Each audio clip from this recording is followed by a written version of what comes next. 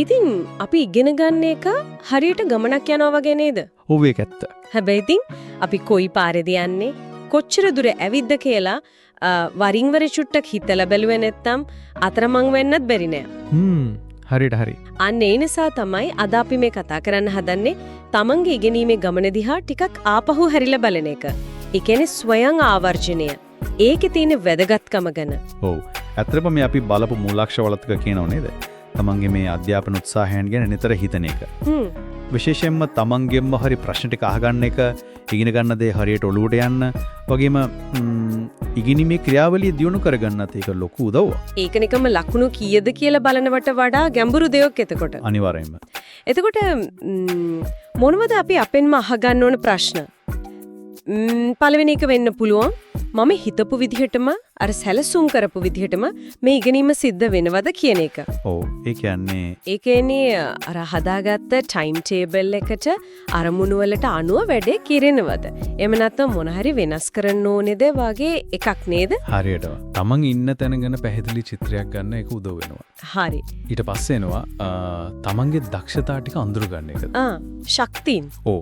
මගේ ඉගෙනීම සම්බන්ධයෙන් මට සතුටු වෙන්න පුළුවන් මොනවා ගැනද වගේ ප්‍රශ්නයක් සහ මගේ ඉගෙනීමේ ශක්තියින් මොනවද කියන එක. තමන් මොනවටද දක්ෂ මොනවද හොදට කරන්න පුළුවන් කියලා දැනගත්තම ඒකෙන් ලොකු මානසික ශක්තියක් එනවා ඉස්සරහට යන්න.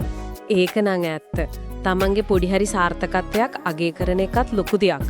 හැබැයි ඉතින් කාසිය අනිත් පැත්තත් බලන්න වෙනව නේද? අනිවාර්යයෙන්ම. ඒ කියන්නේ අර මම හදාගන්න ඕන අඩුපවුඩු මොනවද කියන ප්‍රශ්නය. මේක සමහර වෙලාවට ටිකක් අමාරුයි වගේ දැනෙන්න පුරුවා. ඔව් ඒක ටිකක් අමාරු වෙන්න පුළුවන්. හැබැයි දියුණුවට ඒක අත්‍යවශ්‍යයි. අඩුපාඩු හඳුනා ගන්න එක දුර්වලකමක් නෙමෙයිනේ. නෑ. දිහා අවංකව බලන එකක්. ඒක පිළිගත්තම තමයි දැන් මේක හදා ගන්න ඕන කියලා පියවර ගන්න හිතෙන්නේ. එතනින් තමයි ඇත්ත වර්ධනය පටන් ගන්නෙ. ඔව්. මේකත් එක්කම සම්බන්ධයි ඊළඟ කාරණේත්. ඒ කියන්නේ අර බාධක ගැන එකද? හරියටම. ඉගෙනීම පරක්කු කරන බාධා කරන දේවල් මොනවද කියන එක. ඊට පස්සේ වැදගත්ම දේ ඒ බාධක ජයගන්නේ කොහොමද කියන එක. ඒකින් බාධක නැති ගමනක් තියෙනම නේද? නෑනේ. ඒව මොනවද කියලා හරියට අඳුරගෙන ඒවට මූණ දෙන්න විසඳුම් හොයන්න හිතන එක තමයි වැදගත් වෙන්නේ. ඔව්. බාධක අඳුරගත්තා විතරක් මදි. ඒව ජයගන්නේ කොහොමද කියලා හිතනකොට තමයි අපි ක්‍රියාත්මක වෙන්නේ. හරි. සමහර විට අලුත් ක්‍රමයක් උත්සාහ කරන්න වෙයි. නැත්තම් කෙනෙක්ගෙන් උදව්වක් ඉල්ලන්න වෙයි.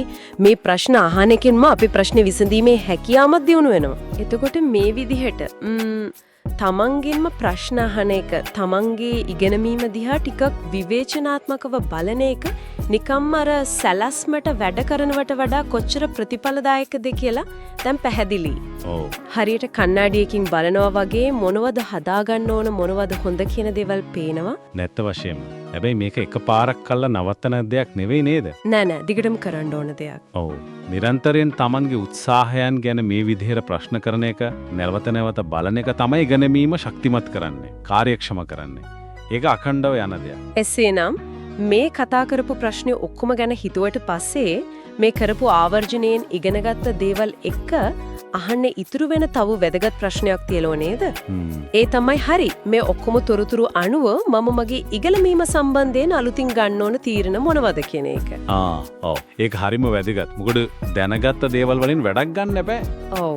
ඒක තමයි ඊළඟ පියවර තීරණය කරන්නේ. සමහර විට ඒක ඉදිරි ගමනේ තවත් සාර්ථක කරගන්න අවශ්‍ය වෙනස්කම් කරන්න හොඳම ආරම්භයක් වෙන්න පුළුවන්. අනිවාර්යයෙන්ම ඒ තීරණ තමයි මේ මුළු ක්‍රියාවලියම අර්ථවත් කරන්නේ.